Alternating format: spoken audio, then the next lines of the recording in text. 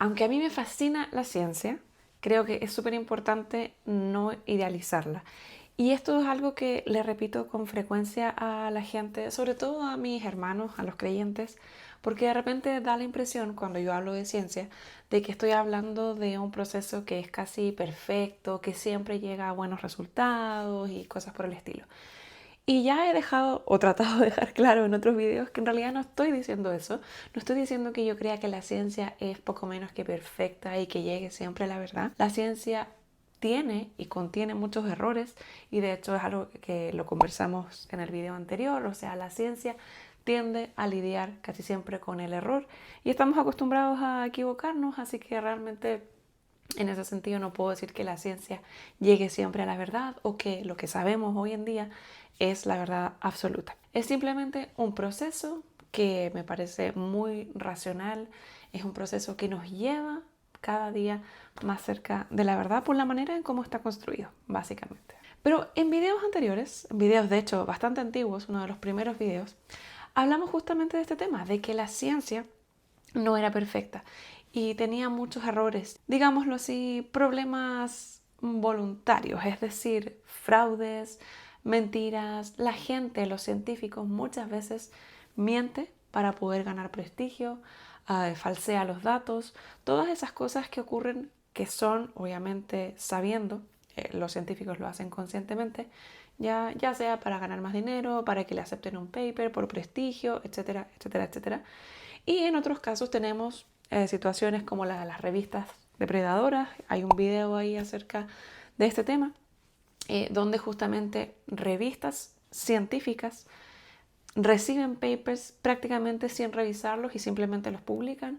Y el problema que tiene eso es que se publican muchísimas investigaciones, entre comillas, vamos a decir, que en realidad son fraudulentas o se hicieron mal, nadie las revisó y no se dieron cuenta de un cierto error, etcétera, etcétera.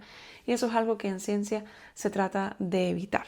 Sin embargo, en este video me gustaría hablar acerca de, digamos, errores o problemas que ocurren cuando pensamos en ciencia, pero que son involuntarios. Son parte un poco de sesgos cognitivos, aunque no son exactamente sesgos cognitivos, no voy a hacer un video acerca de eso, sino que me gustaría hablar acerca de problemas que de repente surgen con el pensamiento en la ciencia, pero también fuera de ella. Así que hoy hablamos de eso aquí en Café Conciencia.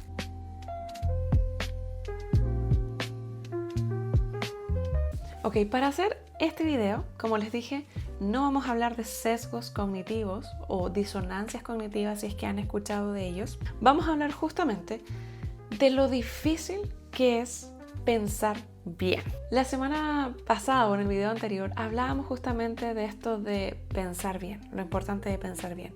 Quiero que se entienda que pensar bien no es intuitivo.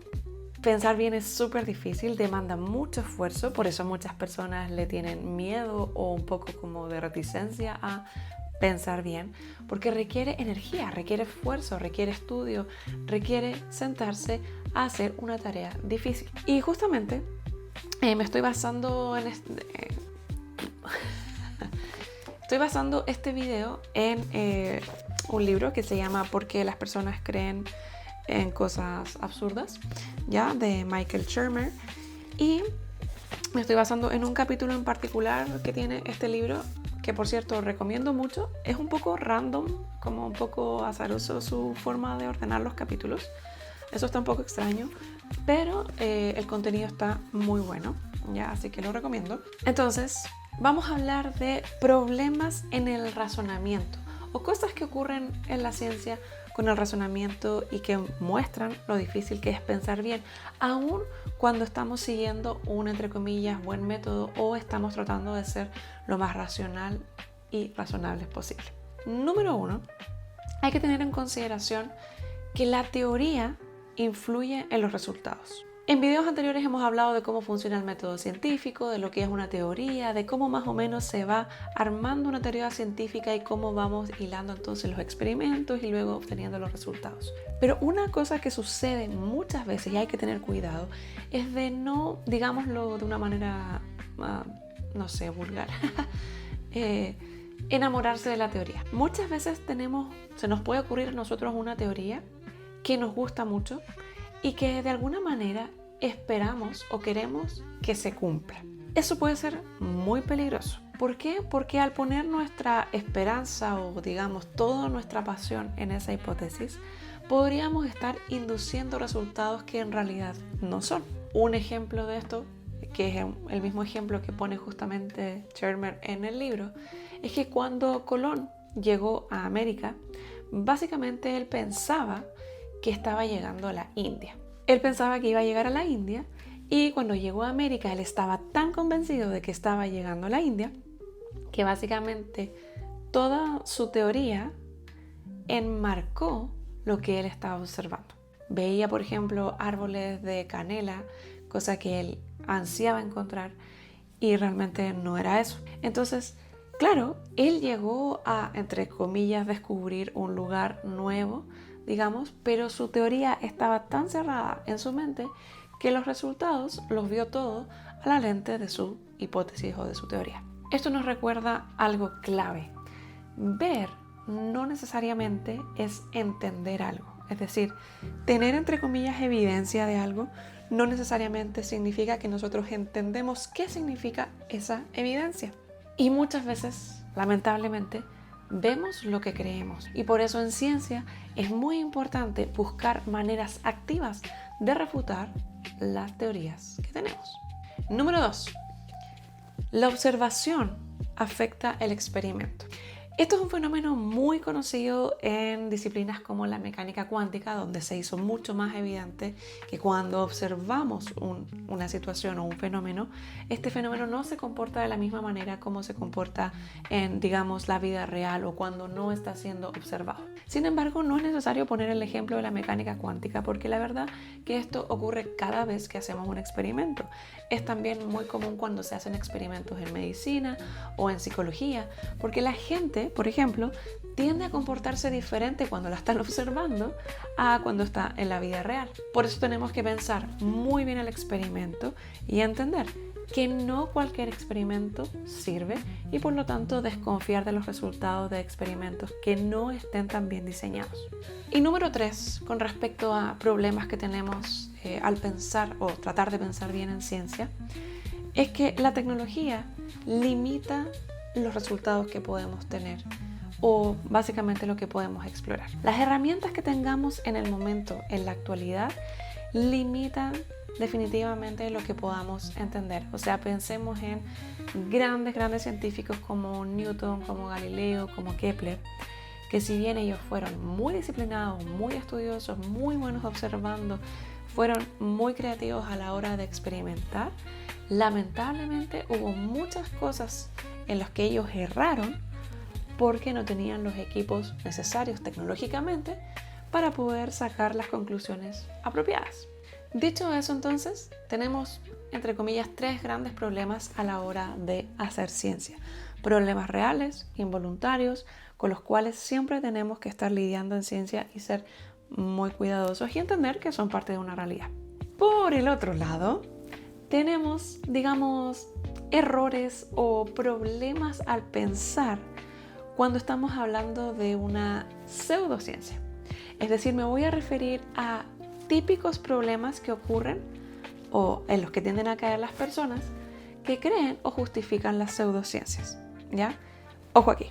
Vamos a hacer como una categorización, ¿ya? Porque pueden caber podríamos hacer una larga lista y de hecho es lo que hace básicamente el autor, pero yo las categoricé. Tenemos el grupo A entonces, que es básicamente confundir, digamos, la experiencia con la evidencia. Nosotros como seres humanos tendemos a poner nuestra experiencia personal por sobre las experiencias de los demás y notablemente también por sobre los números, las estadísticas, etcétera, etcétera, porque obviamente es nuestra vida y consideramos que nuestra vida es súper importante y que somos muy importantes. Pero en ciencia hay que tener mucho cuidado con entender que los rumores, por ejemplo, lo que anda diciendo gente por ahí, lo que yo viví personalmente, la emoción que yo sentí o la historia personal que yo haya tenido, testimonios de otras personas, testimonios de mis amigos, testimonios de mi mejor amigo, testimonio de mi mamá, testimonio de...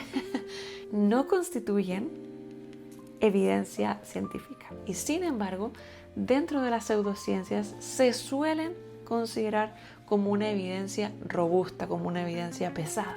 Y recordemos que en ciencia lo que se trata de hacer es buscar la mejor evidencia posible, la evidencia que tenga más peso y que sea más difícil de refutar. Una experiencia puede ser real, definitivamente, pero no por eso es representativa. Y en ciencia necesitamos que sea profundamente representativa. Segundo grupo de problemas que son muy comunes dentro de las pseudociencias es esto de confundir la forma, de alguna manera, con el contenido. ¿A qué me refiero con esto? Es que lamentablemente dentro de las pseudociencias es muy común que simplemente porque aparecen muchos gráficos, porque aparecen palabras técnicas o digamos científicas, porque aparecen afirmaciones fuertes, personas que hablan con mucha confianza y que se autodenominan como expertos, entonces eso constituye una evidencia. Esto es algo en lo que cae recurrentemente la gente, sobre todo últimamente en las redes sociales, cuando las personas escuchan personas que hablan con mucha seguridad, tienden a creerles más a las personas que hablan con más seguridad. Y la verdad es que los científicos casi siempre hablan con mucha incertidumbre, con muchas dudas, diciendo casi todo lo que no saben. Entonces, eso se confunde como ignorancia. Y generalmente la gente que tiende a ya sea creer o impulsar pseudociencias tiende a confundir la forma con el contenido. Por cierto, dentro también de este grupo vamos a poner cosas como situaciones que nos hacen sentir un poco como especiales, en el sentido de que se hacen afirmaciones como esto es lo alternativo, esto es lo que la ciencia no quiere que tú sepas. Ese tipo de afirmaciones, ese tipo de lenguaje muchas veces hace creer a las personas que estamos hablando de algo serio, de algo lo que hay que algo en lo que vale la pena indagar más. Pero realmente ser, digamos, contra el sistema no te hace necesariamente alguien que está buscando la verdad. Y en tercer lugar, vamos a armar un grupo que sea algo así como errores básicos del razonamiento, ¿ya?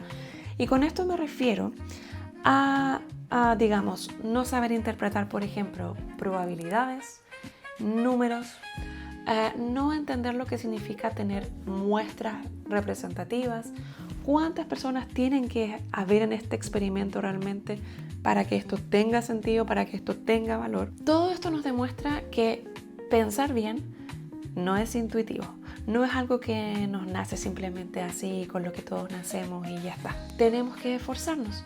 Nuestro cerebro no está diseñado y no está preparado para naturalmente o automáticamente entender probabilidades, entender incertidumbre, entender lo comunes que son las coincidencias, por ejemplo. Y aquí es donde justamente aparece uno de los grandes problemas que tenemos, que es no entender números. Quizás un poco más específicamente no entender estadística. Y esto me da paso para pedirles que vayan al próximo video. El próximo video que voy a sacar va a ser justamente de estadística. En el próximo video vamos a hablar de eso, vamos a hablar de por qué la estadística es tan contraintuitiva, cómo podemos entenderla un poco mejor, cómo los medios usan un poco las estadísticas para confundirnos un poco y básicamente para que entendamos un poquito más acerca de cómo funcionan los números en el mundo. Así que déjame tus preguntas, tus comentarios, todo lo que tú quieras, ¿ya? Y nos vemos en un próximo Café Conciencia. Bye bye.